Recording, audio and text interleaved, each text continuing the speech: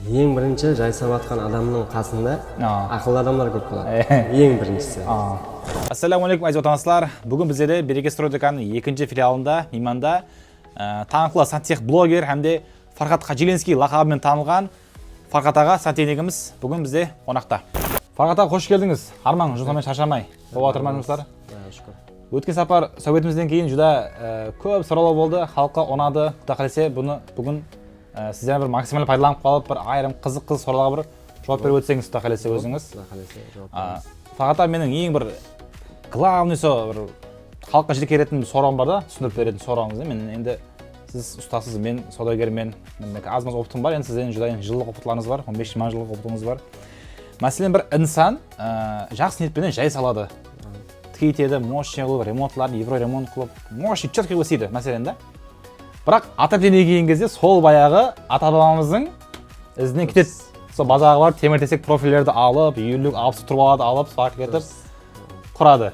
Біздерде де ондай. Мен соны түсіндіре алмадым да, расында. Ондай деласыз, сол баяғы чугунға жүгірады, или профильден соқтырады. Дұрыс, эффективность, ыстылық беру бір жақсы шығар. Енді бірақ газ тарифлеріне, энергия тарифлеріне мәселен көп ақша кетеді, энергия кетеді. Соны бір ұсынысылып түсініп берсеңіз, несі жақсы, несі жаман сотлардың? Ең бірінші жайсап атқан адамның қасында ақылды адамдар көп болады. Ең біріншісі. Сен қойма дейді, оны мен қойдым, бұзылып қалды, болмайды, тезіліп қалды, жанбады. Көпшілік сондай болады негізінде. Негізінде әзір заман талабы, сол двухконтурный или одноконтурный котел настенный. Қолайлы тараптарын емес, минус тараптарын көреді де біздерде. Бірінші болып бұзылған алады, екінші тесілді, ысытпады, бірінші әмме заттың плюс тарафын бірінші көру керек. Біріншіден Ariston котелларымыз компактный, экономичный, безопасный, еще батареялары сұлу тұрады. Стенада тұрба тұрмайды, баяғыдай болып, мынандай болып, үйлілік тұрбалар. Уклон болып дейсің. Сұлу болып тұрады. Оны жаңа адамдар не қылады, көпшіліктің түсінуі бойынша қойса, тез бұзылып қалады дейді. Негізінде әрбір котелдің жаманы болмайды. Өткенде видеомызда айтып едім. Әрбір заттың инструкциясы болады. Адам алып оқу керек соны. Әрбір котелді жазып қойыпты. Бір жылдан профилактика істету керек әрбір котел. Екіншісі жақсы ұстатуыңыз керек. Сол уақытта ол Ariston котел сізге ешқашан пәнт бермейді. Ол қандай котел, қайсы фирманікі не зависит оған. Бірінші жақсы ұста и өзіңіздің уақытында, мәселен, любой затты профилактика қыласыз ғой, мәселен. Әмме зат өз уақытында профилактика болса, ол істей береді. Мына затлардан салдырып, мына затларды мәселен орнына қойдырса, мәселен газға, мәселен біреу тазалап береді, біреу нормада береді. Тоқты, дешламатор, например, болады қоюға. И әзір көп жерге барып қалсақ, темір система, бірақ мынандай котелға қызығып атқан адамдар көп та. Через дешламатор қойса болады. Қойса болады, Мен өзім қойған жерлерім бар, әзір бұдан бір 4 жыл алдым. Демек, кешіресіз, кәпіңіз бөлдім. Бағата үш жерде қараң. Демек, баяғы чугун системаға, яғни чугун батарея тұрған үйлерге, профиль батарея тұрған үйлерге көне котелін алып тастап, тек котелін алып тастап, орнына Ariston котелді қойсақ болады. Болады.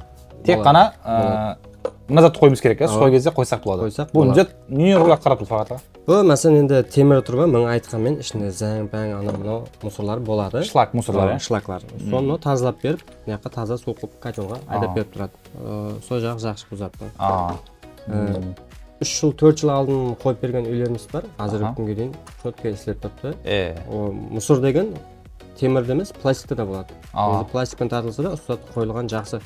Алдылары бұзатларды біздер таба алмайтын едік ауылдан. Құдайға шүкір, сіздердің арқаңыздан ауылда дешламатор болсын, басқасы болсын, әкеп жатсыздар. Бізге қолайлықлар сол. Главный сіздер шаршамаң. Рахмет.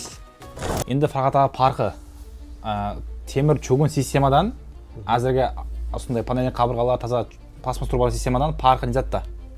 Түсініп берсеңіз соны. Парқы темір тұрбада, тұрба біріншіден көрініп тұрады. Аз-маз некрасивый болып тұрады. Яғни эстетичный көрініш жоқ. Сұлу емес болып қалады, Енді панельный бар, бұланша батырлы, ол сұлу тұрады. Еще тұрбасы көрінбейді. Кейін су.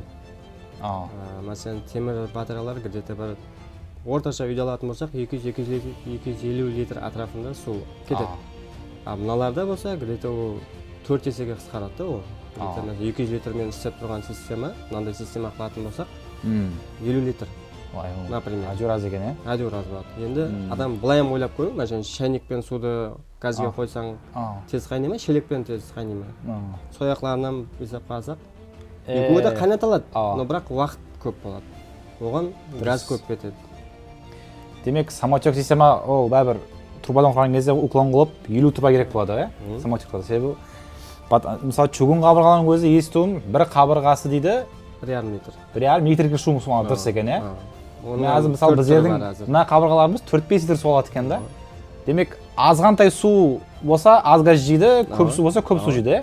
Дұрыс, әжайып. Көріп тұрсаңыздар, достар, системада көп су болса, ол көп газ жаға береді екен. Котеліңіз қашан сіздің норма белгілеп қойған температурасы қойған кезде соған жетемен дегенше қайнай береді екен да. Ал азғантай су болса, ол демек сразу қайнап өшіп қалады екен. Газыңыздың энергиясы сіздің эконом болатуын екен.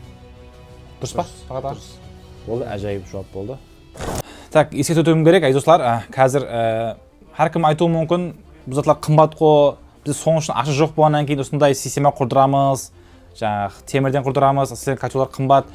Дұрыс, бұл түсінемен, парқы негізінде көп емес, 30-40% разница беруі мүмкін. Қарекеннің мен өзін 5 жылдан бері сауда істеймін. Біз екен қайдалардың көпшілігі, мәселен Қарекеннің үйлері где-то 180-200 квадрат метрден болады. Сол үйге ең малай зор-зор котелдардан құрып, зор-зор қабырғалардан құрғанның өзінде 25 миллион сом расход кеткен болды. Расход кетеді. Ал ең арзан бюджет моделін істейтін болсаңыз, где-то 18-20 миллион сом атаптап болуы мүмкін. Ал темір системаға келген кезде ол профильдеріңіз бар, ол ана сварщиктің қолқасы ол автогем ме? Автогеммен сварщик дұрыс ма? Гарбит керек болады, ол сым керек. Ол сварщиктер негізінде жүдә қымбат істейді тошкілерін. Дұрыс емес пе ата? Азыр күнде 400-500 мың шығар меніңше. Ол темірден істеп жатыр. Темірден істейсің, анық емес, бірақ примерно да. Сол себептен бәрібір сол сіздің отопление системаңыз, яғни профильный істейтін системаңыз бәрібір 15 миллион 18 мың атратта айланады. Сол себептен арасы негізде почти парқы жоқ. Соны түсіндіріп өтпекші мен. Енді Фархат, чугун, яғни бұрынғы темір система менен қазіргі заманауи системаның бір пайдалы тәрептелерін, парқ минус плюсын түсіндіріп өтсеңіз. Енді пайдалы тараптары безопасный болған. Комфорт, безопасный, экономичный. Минус тараптарын айтатын болсам, темір котелда жылда енді өзімсам енді кеше жақын күнге дейін темір котелдан пайдаландық. Дұрыс. Мораға әр жыл су құй, тазала, тығылып қалды, тартпай қалды, өшіп қалмады ма, көріп қайды, газ күшейіп кетті ма, ұйқыда тыныштық болмайды. Бір жерде отырсаң, котел қайнап кетпеді ма деген ойлар болады да. Мыналарда моры жоқ, шықты болды, өзі тартады, өзі өшеді, температура өзі 65-ке, 70-ке қоясаң, өзі келсе өшеді. Газ күшейіп кетті ма, өшіп қалды ма, қарау шарт емес. Тек бір жылда бір мәрте профилактика қылдыру керек. Онда да кімге? Жақсы ұсталарға. О жақсыларды қайдан табасыз? Телеграм канал қоямын. Содан кіріп көріп, ең зор ұсталар Қарақалпақтағы сол телеграм каналда бар. Монтажникларым бар, ремонтникларым бар. Соңына кете берсін. Демек, дұрыс, қазір жүда енді аянышты жағдайлар болады. Әр жыл негізінде болады, Құдай сақтасын жұртлардан. Моры тығылып қалып, ескайзен захайленіп, ойлаған бір көп. Дұрыс емес пе? Қазір пожарныйым уже қолға алып жатыр, ана бұрынғы советский котелларды. Сондай кезде көпшілік ойлайды, мен ойбу үйім бәрін алып, ондай құрғыза алмаймын депті. Бұл шарт емес, котел 4,5 миллион сом, двухконтурный котел алады. Ең кішкентайы, домларға, например. Алады, қояды, тура келеді. Темір система болғаны, еш зияны жоқ котелға.